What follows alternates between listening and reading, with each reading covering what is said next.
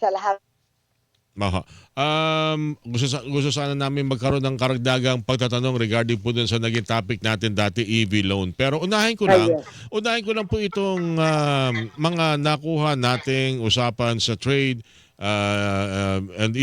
mga ilang mga kaso doon sa business sa Yes. Japan sa uling ito pinakauling pagbisita po ng Pangulong Bongbong Marcos sa Japan. Meron ba tayong i-share na magandang balita po rito at ano po itong maaring idulot na maganda sa ating pong bansa kung meron man, Secretary? Yes. Actually, maraming magandang balita, no? At we met with, actually, may mga investments na nakuha tayo dun sa round table na pag-uusap. And meron din investments na nakuha dito sa one-on-one meetings. Mhm. We had 4 one-on-one meetings with mga kumpanya that are already existing in the Philippines. Opo. So, ang mga companies na ito, let's say Furukawa Electric Company Limited, Sumitomo Mhm. Electric Incorporated, And JICA? Minebea Mitsumi, Mhm. sa semiconductors yun, no? And Tsuneishi Group Corporation, which is in shipbuilding. Lahat po ito merong expansion. Yung it's not a, hindi po ito plano. These are real expansions, meaning like itong Furukawa, start na sila ng application nila ng May 2026. Tapos itong si Sumitomo has already also started the groundbreaking noong May 4, 2026. Mhm. And then itong Minebea Mitsumi, malaking investment po nila 30 billion pesos up to it already started just groundbreaking until 2031 ito. And then ito naman si Tsuneshi is 10 billion pesos.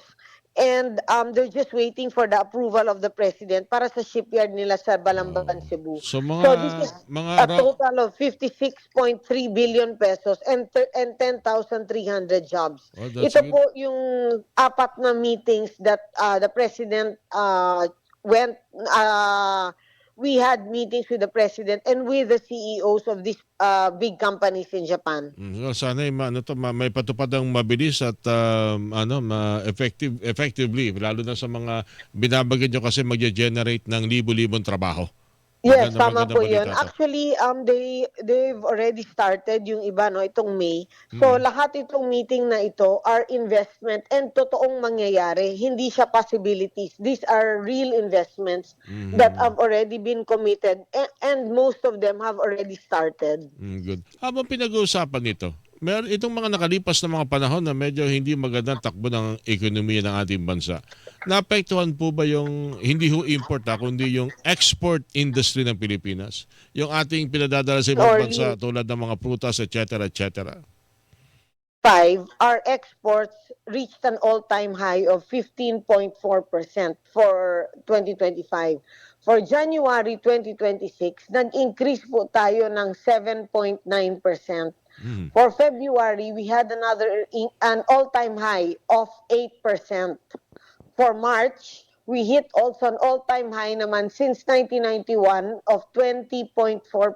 And April, I just got the report of increase of 6.3% for the exports. Anong mga export product po ito in particular pinag-uusapan natin, Secretary Roque? Yes, ang ine-export talaga natin dito, no, are semiconductors, minerals, Oo. electronic parts, and also marami po tayong automotive parts din na ine-export. But Mabiruin nyo. ang Pero ah, biggest winner ngayon or the one that shows really big potential is our agriculture products. yeah, Our banana coconut has increased by 34%. okay. The coconut products, no? And then malakas din ang pineapple, banana, Mhm. but we are seeing now rising stars in ube and in calamansi. Ba talaga? Saan po ito dinadala? Okay.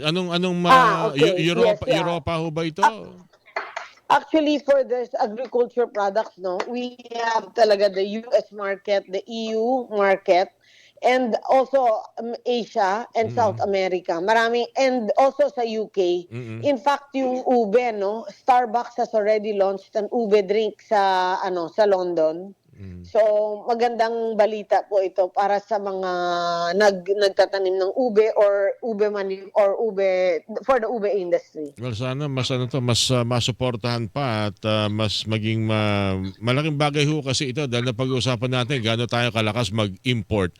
Aba, ito palang mga produktong ito, lalo lang ang mga sa panahong ito na gagawa pala natin maibenta sa ibang bansa at malakas Yes, correct. Oo. Opo, Orly. Biruin nyo, ube pati kalamansi for pala. this, no, aside from top na yung mga quality ng mga produkto natin that is really accepted all over the world, is also the free trade agreements. The Marcos government will go down in history as the most free trade agreement.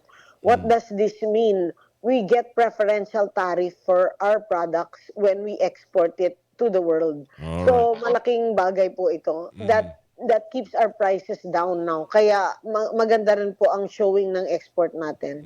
Siguro next time na mag-uusap tayo, karagdagang impormasyon tungkol dyan sa mga produkto na mabenta ho pala ngayon. Hindi totoo na Yes. ang coconut hindi tinatangkilik sa ibang bansa pag galing sa No. Pilipinas. Hindi pala totoo. No.